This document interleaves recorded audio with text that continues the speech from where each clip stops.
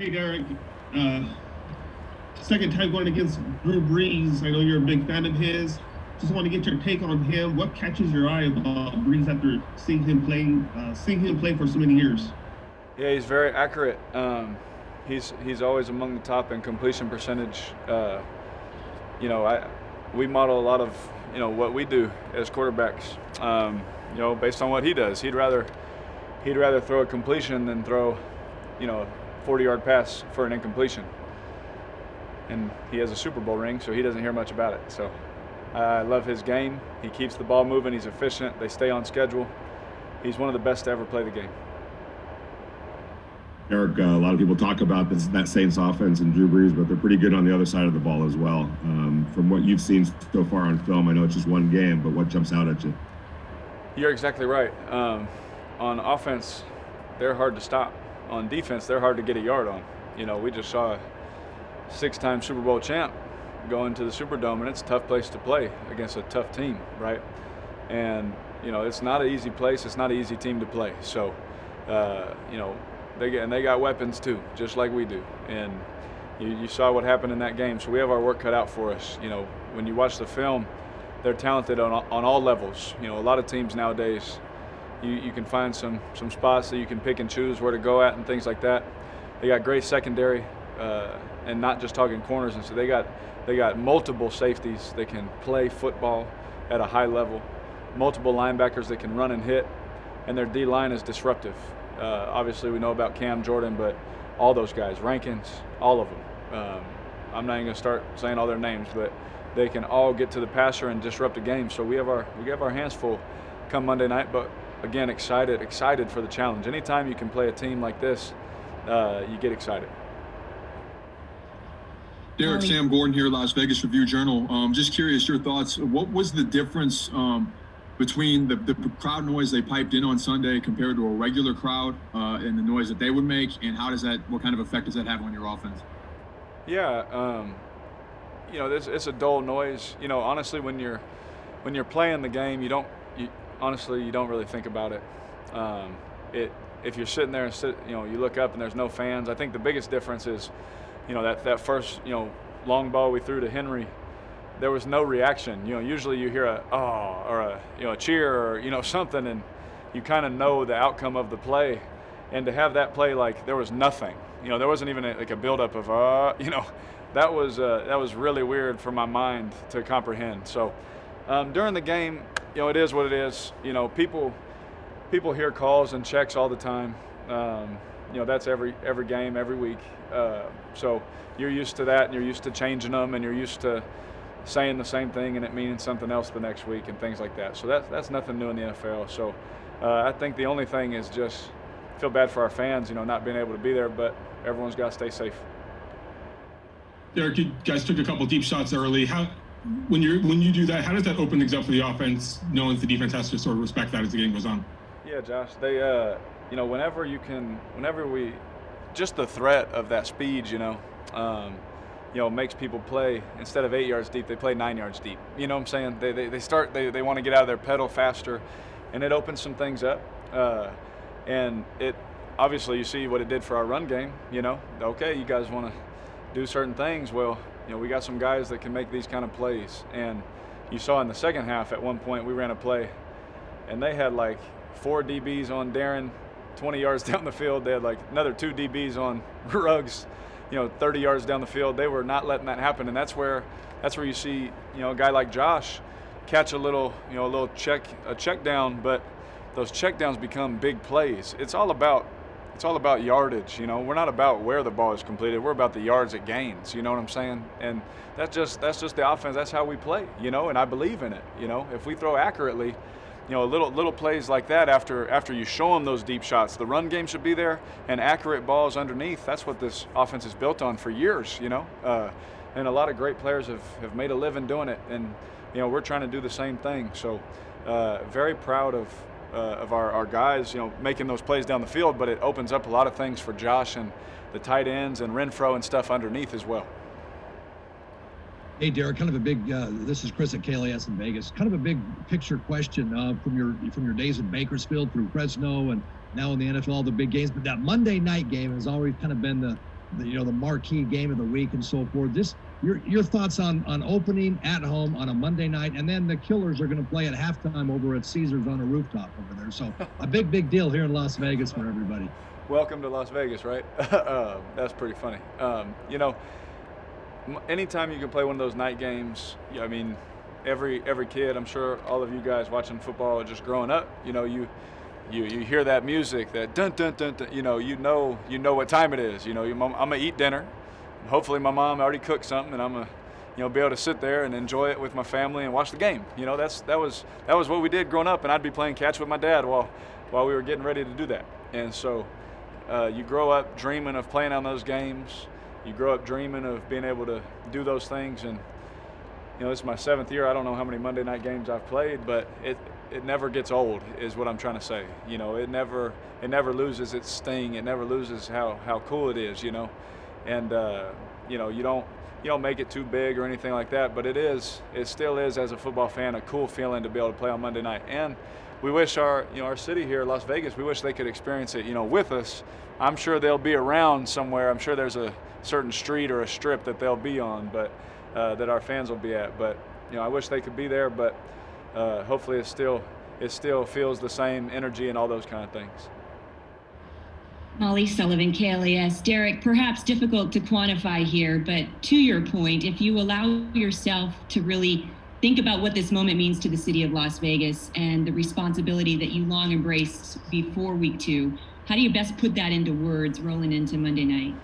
Oh, yeah, Molly. I mean, I understand, because I've been on the flip side where, we were playing some of our final games in front of an Oakland crowd, and I felt that pain, you know what I'm saying? That was hard, and I understood their frustration. I understood, they're not going to, a lot of those people will never get to watch a Raider game in person again, you know what I'm saying? And at that same token, I understand the feelings of excitement, for our city here in Las Vegas. Love this city, moved out here right after the season, fell in love with it. My wife loves it. It's good for the joints because it's so hot. It's easy to warm up for us old guys, I'll say, because on this team I'm pretty old. But I feel bad that they won't be able to be at the game, but I do know with us being here and playing a home game, there still is a feel around town like, oh, the Raiders are playing in town, So it's still exciting. I got people, driving up next to my car and waving and going nuts and stuff. And it honestly reminds me a lot of Fresno State. It's a real college atmosphere here in Las Vegas. Hi, Derek. Amber Dixon with NBC Las Vegas. Out of curiosity, what kind of conversation did Coach John Gruden have with you, if any, about using his wife's name in an Audible? Yeah, thank you for that question, Amber. If y'all believe Coach Gruden doesn't know my audibles, he's got you guys fooled. This is his offense. No, he does have some fun things to say. I do surprise some of the coaches sometimes at practice with some of my audibles. That is one of them that I surprised him with last year, and he did enjoy it. And he said, "All right, that one can stick." So I do have some. I got some more up my sleeve. Hopefully they don't get to hear too much. We got some teams on our schedule that are probably trying to get a mic on me right now, but hopefully they don't get too much from me. Levi Edwards, Raiders.com. Of course, you kind of were talking earlier about the task at hand against the Saints defensive line, primarily with Cam Jordan. Of course, you're coming off a great week where your offensive line was able to make sure that you weren't sacked anytime. So despite the fact that you are going up against a very talented, experienced defensive line, how confident are you in your offensive line to make sure that you stay protected in the pocket? Man, I'm always confident in those guys. I try my best to avoid sacks and help those guys out when I can. Actually got in trouble with an intentional grounding trying to avoid a sack, trying to help those guys out, But I try and do that to help them too, But I always have confidence in what they do. You got to put yourself in the Saints' shoes. They turn the film on. What are their coaches saying? This guy wasn't touched all week. They went up and down the field. We got to hit them. We got to do all those things. All right, challenge accepted. We know what they're saying in their building. I mean, that's common sense. That's football. You hit the other quarterback, you have a better chance to win the game. And so the challenge is there for us, and the challenge is there for myself, to know that sometimes that pocket, throughout an NFL season isn't always perfect. but we still got to be able to make plays. So, excited for the challenge. I know our guys are excited for the challenge. But yeah, these guys, there's no secret about it. They're some of the best in the NFL. So we have a good challenge ahead of us for Monday night. Derek, this is Vic. Josh talked about the receiving stuff and how he worked on the choice routes this offseason. What's been your vantage point of the evolution of that part of his game? Yeah, Vic, I'm glad somebody asked him about that because it's really improved. It's something that him and I work on at practice, after practice a lot. Even last year, we'd do some things after practice, knowing that he wasn't the guy for those plays. You know what I'm saying? A lot of the quote unquote, check downs that we throw are really designed plays for our running backs that we've seen Jalen for years now come out the backfield and catch, for certain things. And Josh was like, well, I don't want to come off the field. I gotta get better at these things because I don't want to come off the field. And we saw this past week, him against their best coverage linebacker, him go out there and all the work that he's put in, he was able to win.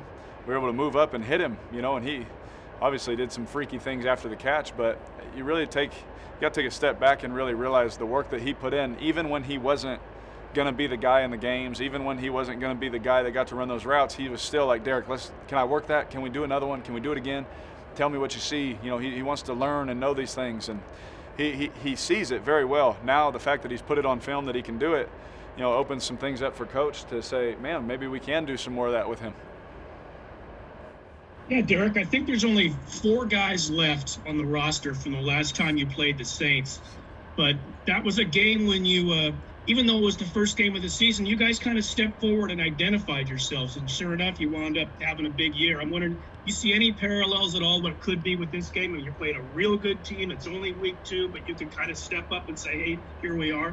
Yeah, Jerry, probably not a good recipe to only have 4 of us left, but that is the case. That's funny you said that.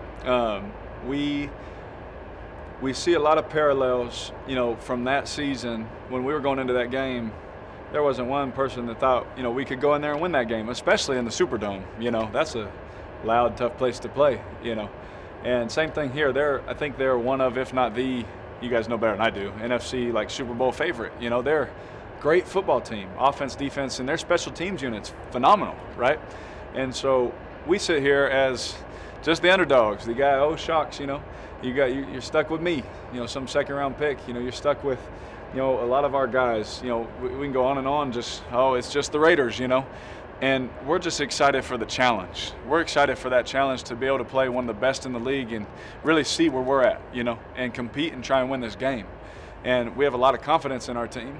But like I've told you guys all training camp, when I've talked to you guys all off season, it doesn't mean anything unless we go and do it, And so we are excited. I see some parallels between that and this, but it doesn't mean anything unless we go and prove it on the field. But very excited.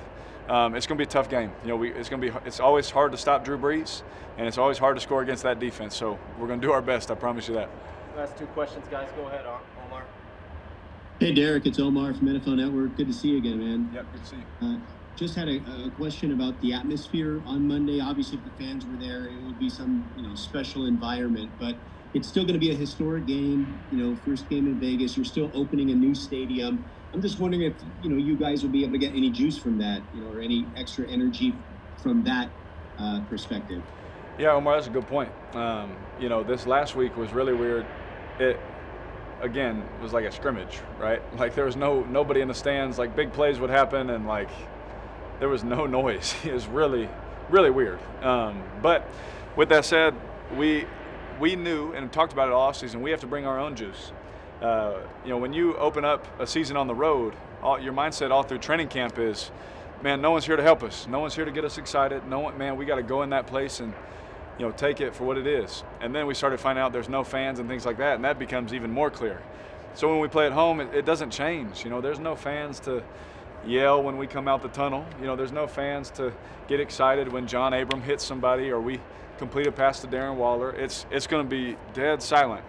And so what I love about it is really, what do you do this for? Do you do it for man's appreciation? Do you do it for fans to pat you on the back? Or do you do this because you love it and you'll get up and do it whether there's noise or not? And if you're one of those guys, which I think we have a team full of guys like that, then you just go out there and you love making plays with your teammates. And that's where the juice comes from, is from within our sideline, within our team. When you look to the sideline and Coach Gruden's giving one of his fist pumps after you ran a great route and made a good catch, or you made a great check and you look over and you point at him, that's where our juice comes from. So it's definitely weird, something none of us have ever experienced, but it is what it is, and we got to bring our juice ourselves. Last one, Carrie. Hey, Derek, this is Carrie Osep from 23ABC, back in your hometown in Bakersfield. Thank you for taking my questions here. So I'm working on a story. It's going to be a little curveball to you, but it's on your family and that connection to football. So a two-parter here, but your family obviously has a very unique connection to football. So how would you describe it? And where does that love for the game truly stem from, if you have to sum it up? Yeah, so I'd say one, it stems from our dad just teaching us how to work hard. And we played all sports growing up. We did all types of, I did spelling bees, all types of stuff, It just happened that I could throw a football better than all the kids older than me, and same with my brother. And then Darren just ate everything, so he was just bigger than everybody, so they just put him on the D-line, And so the love from it came from our dad just teaching us if we worked hard that anything was possible for us, And really, when I watched my dad, he was gone to work before I woke up from school, and when I came home from school and I was going to bed, he was just showing up. And I learned that work ethic from my dad. I watched it happen, and he told me, he said, son, if you do the same thing and apply your talents to what you're good at, those God gifts that you have, you can do anything that you want. And as I began to see that, and my dad was in my house, he was saying that to me every single day, I began to have courage. I began to have this hope that I could really do this. And then once I saw my brother do it, I was like, well, if he can do it, I for sure can do it, as a little competitive, little snotty-nosed brat, And so it worked out that way. But I think that the love from it came from watching my dad's work ethic and him just there every day pushing us towards what we were good at and pointing things out. I would go 0 for 4 in a baseball game, and he said, man, did you see that stop you had at shortstop? I was like, yeah, I laid out for it, made the throw, all that. He said, man, that's the best throw I've ever seen you make. It was always encouragement. And he would say, well, we'll go hit balls tomorrow, but for now, let's go get some food, man. You earned it, And it was that love that he always kept about the game. And I credit my dad, I credit my parents for always pushing us. There was one day I didn't even want to play football. When I was a little kid, my mom was dragging me out the house with putting my pads on me, all this kind of stuff. And I tell her thank you all the time, because I think if football ended today for me, it worked out all right, And so I'm thankful to my parents and obviously to my brothers for toughening me up and teaching me how to do it. Thank you, everyone. Thank you. Yep, thank you, guys.